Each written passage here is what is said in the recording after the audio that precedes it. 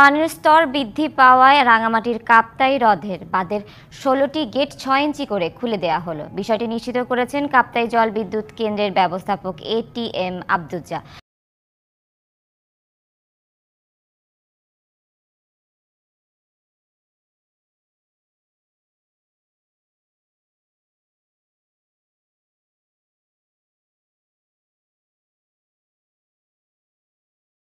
পানির ধারণ ক্ষমতা হচ্ছে ১০৯, কিন্তু পানি ১০৮।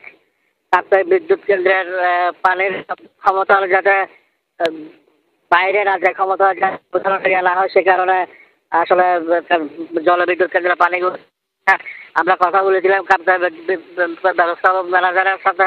পানি বিদ্যুৎ কেন্দ্রের ব্যবস্থা তিনি জানিয়েছেন যে পানি ছাড়ার কারণে তেমন কোনো ক্ষতি হবে না, যদিও বা একটু রাউজান, রাঙ্গুনিয়া কিংবা বোয়ালখালীর ওদিকে একটু পানি একটু বাড়তে পারে, অনেক সময় এলাকায় তো ডুবার সম্ভাবনা আছে, তবে অন্য কোনো ক্ষয়ক্ষতির সম্ভাবনা নাই। কাপ্তাই লেকে পানি বৃদ্ধির কারণে এই মুহূর্তে বিদ্যুৎ উৎপাদনের সংখ্যা দাঁড়িয়েছে ২৪০ মেগাওয়াট।